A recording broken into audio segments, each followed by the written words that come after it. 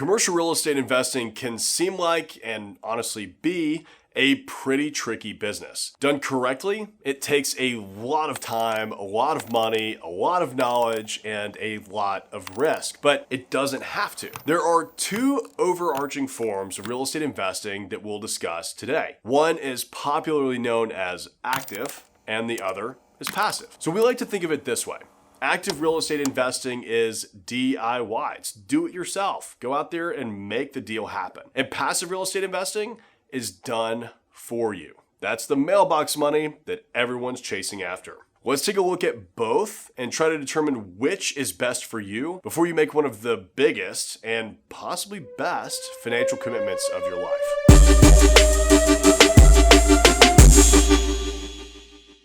So what does active commercial real estate investing look like? In one word, difficult.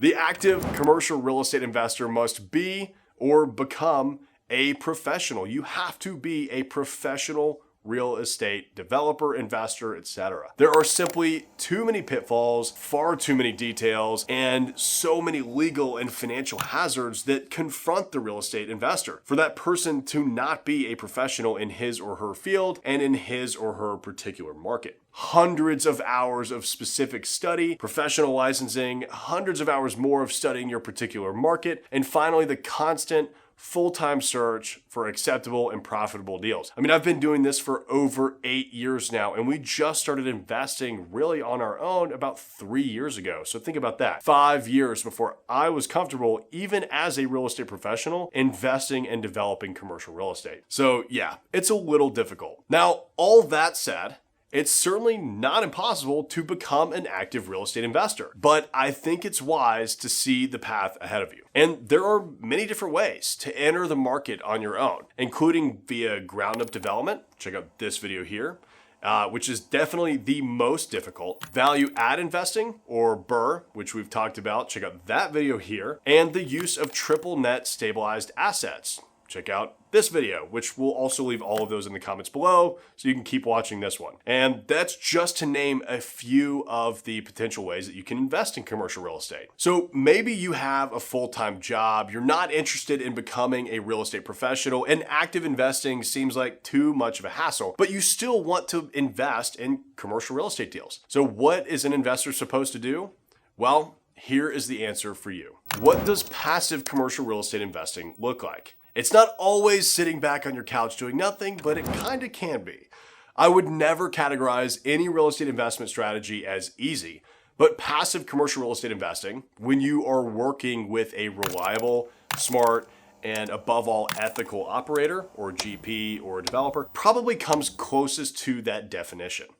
In short, passive investing in commercial real estate gives you a ton of the benefits of active investing without a lot of the drawbacks. Essentially, instead of becoming the professional yourself, you, and your money of course, work with that reliable, smart, and ethical professional operator I mentioned before to find and execute deals that stabilize and grow your investment over time. In this scenario, you do not need to be an expert in commercial real estate deals, though you can be. I mean, to me, it's a fun hobby as well as a job. I enjoy doing it for fun. You merely need to work with somebody who is a trustworthy individual. From syndication, which you can learn more on that here, to raising capital and the use of real estate investment trusts, the structure of passive commercial real estate investing can look almost any way you need it to. Which brings us to the question, why? Let's talk about the 7 benefits of passively investing in commercial real estate. So you're still working to decide whether you should become an active or passive commercial real estate investor.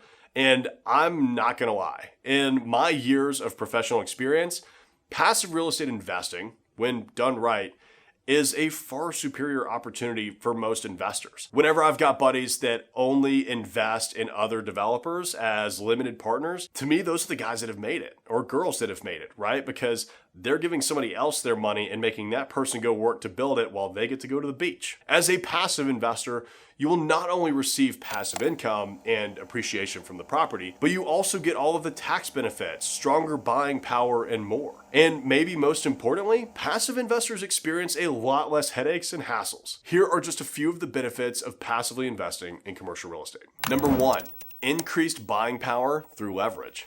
The most outstanding benefit of investing in commercial real estate, in my humble opinion, is your ability to increase your buying power through leverage. Leveraging means utilizing borrowed capital or debt, going to a bank to make an investment. And as a passive investor in commercial real estate, you pool your money together with other investors to buy an even larger, more stabilized asset than any of you could likely afford or care to risk alone. I mean, who wouldn't want to buy more with less money? Sure, you will have a mortgage to pay by using leverage, but if you buy right, you'll still have cash flow and risk diversification. Which brings us to number 2, risk diversification. Diversification, say that 3 times fast, can be an investor's best friend. And there are many ways to diversify your portfolio as a passive commercial real estate investor. More tenants means less risk. Think about it.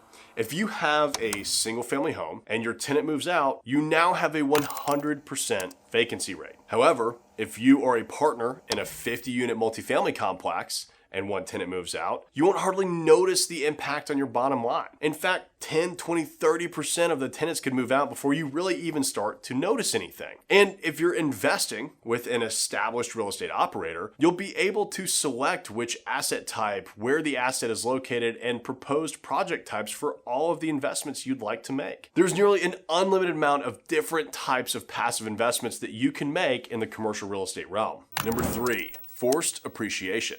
In commercial real estate, an asset's value is directly correlated to its net operating income, also known as NOI. By raising a property's net operating income, you can increase the value significantly to any potential new investors. This intrinsic appreciation is largely due to the commercial real estate industry's use of capitalization rates, also known as cap rates. A cap rate is the net on investment of any given property if you paid all cash. Now, if I'm using a bunch of words that you've never heard of before, check out this video here on the most common commercial real estate terms. So, for example, if you paid $100,000 cash for a property and it netted you $10,000 a year, that would give you a 10% cap rate, or a 10 cap. Investors use this metric on a cash basis because each investor group's financing will vary from one to the next. In commercial real estate, you have far greater control of a project's destiny, whereas investments like stocks and bonds just don't allow you to have much more influence other than buying and selling based on the market. Number 4,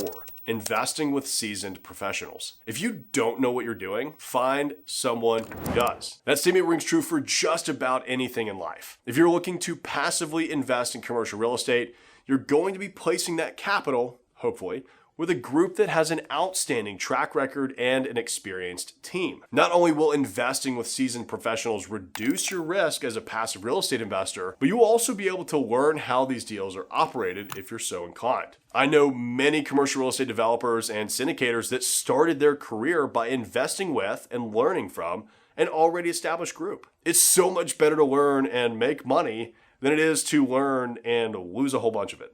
Number 5, it's a tangible asset. Unlike stocks, bonds, and other investment vehicles, commercial real estate has value both in the land itself and the improvements on the property, such as structures, infrastructure, landscaping, in addition to the value created by the income. So even if your income falls to 0 and you're unable to replace those tenants to keep that rent coming in, you'll still have some assets to fall back on and protect your downside. Commercial real estate is also relatively stable, as it offers housing, such as apartment complexes or mobile home parks, services, such as retail or office space, or storage and production with industrial warehouses. Because of these factors, commercial real estate will not usually fluctuate and experience the massive ups and downs that the stock market will. Number 6, tax advantages. Commercial real estate provides investors with a number of tax advantages. You will be able to deduct the interest payments you make on your mortgage, meaning not only are you utilizing someone else's money to purchase a larger property, but you can also write off their cut for providing you with that cash. The IRS allows commercial properties to be depreciated over a 39-year schedule, but you can actually speed up that process by taking advantage of accelerated depreciation if you do a cost segregation study. So we've probably run out of cards, so I can't link it here, but check out the description below for a video on cost segregation studies. Essentially, you just get a write-off for owning the property. Other deductions include any renovations, any maintenance, any ongoing upgrades, or any other out-of-pocket expenses related to your owning the property. And after you sell the property, you'll also benefit from capital gains tax, which is significantly lower than most investors' ordinary income tax. And you can even avoid that altogether if you do a 1031 exchange and place those proceeds into another piece of real estate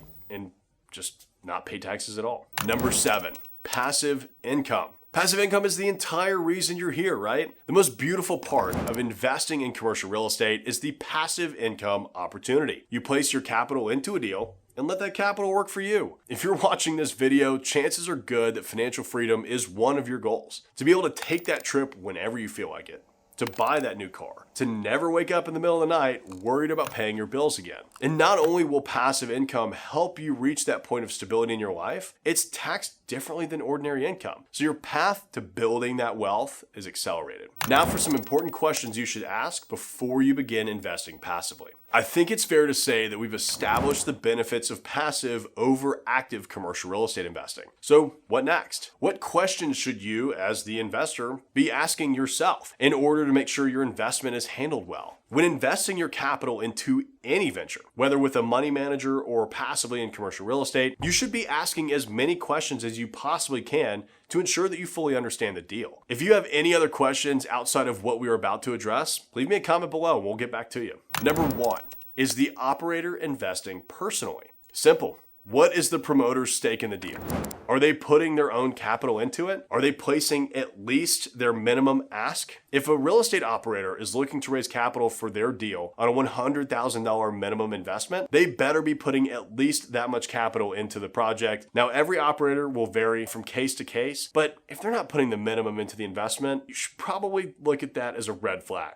If not, they likely don't have the experience to be working on a project of that scale or don't believe it will succeed. It's kind of a put your money where your mouth is thing. As a passive real estate investor, you want to be sure that your operator has skin in the game. It shouldn't be easy for them to just walk away should anything go wrong. Number 2, what are the upfront and ongoing fees? When it comes to investing in general, fees are everything. A deal may look amazing at first glance until you realize all the fees that the operator is taking for themselves. Fees like a loan guarantee fee, an acquisition fee, an asset management fee, a disposition fee, etc. There are so many potential fees in every deal. While these fees are fairly commonplace for these types of investments, it's important that you understand what these fees are intended to cover and that the operator's financial incentives are aligned with your success. Number 3, what is the exit strategy? Every great investment begins with multiple exit strategies. Sure, you can buy right, but if you can only sell that project to a very specific end user, chances are pretty good that you won't end up with quite the payday you were expecting. So make sure that your operator has a plan for how you'll be exiting the project, whether that's a buy and hold, a sale, refinance with a capital event, etc. You need to be on the same page with the operator with respect to the goals of the deal before you enter an investment. What will the capital be used for? What are your dollars going towards? If you're investing in a value add operation, you want to make sure that that capital is being utilized to its max potential. Your operator better have a very clear plan for how every dollar will be utilized during an acquisition. And if they don't, that's another major red flag for you as the investor. Don't be afraid to question why the operator has decided to allot capital for any specific project. Just because they're the experienced one here doesn't mean that they know everything. If you feel uneasy about the project improvements, say something. At the end of the day, you are a partner. Number 5. What's their track record? A real estate operator's track record will give you a good indication as to how your project will go. If they have a run of successful projects in a similar manner, chances are good that your investment will end up in the black as well. However, if they've had a couple of shaky deals recently, you may want to reconsider your position. Inexperienced operators tend to make mistakes with investment capital as they have less experience managing budgets and timelines. Number 6. What are the comparable properties? Take the comparable properties your operator gives you with a grain of salt. You should definitely do some digging yourself, as it's easy in real estate to pull comps that fit the narrative of the operator. While comparable properties aren't everything, they will certainly give you a ballpark idea of whether or not your project will work. If your operator feels that he or she can get $3 per square foot on their apartment units and comps are at $1.10 a square foot, you're in some pretty scary territory. And they're gonna have to justify why they feel that they deserve 3 times market rates. Number 7. What's the loan to debt ratio? Leverage is an investor's best friend. It can also be the inexperienced investor's worst enemy. Debt will certainly help you acquire more property than you could on your own, but too much debt isn't always a good thing. If the deal is marginal and only works with an excessive amount of debt, it's just not a deal. Don't overpay for a property. If banks refuse to finance it under normal circumstances, chances are the deal just won't work. Number 8, who is involved in the deal? The team you have working on a deal is just as strong as that team's track record. What does each individual involved bring to the table? It's important to have a diverse group here that can attack the project from every angle. You don't want too many acquisition guys and not enough operational partners. Be sure that your real estate operator's team is well balanced and curated for the project that you're investing in. We hear it all the time. Passive income is the best income. The only problem is there are very few investment vehicles that are truly passive and that have a realistic shot at making you serious money, or at the very least protecting your money over the long term. I get it. You're already incredibly busy with your life and your work. You probably don't have time to figure out this real estate stuff, much less become a pro at it. So why not let us handle all of those headaches for you? If you want to find out how to invest with me and my team here at Hamilton, check out the link in the pinned comment below or visit www.investwithhamilton.com.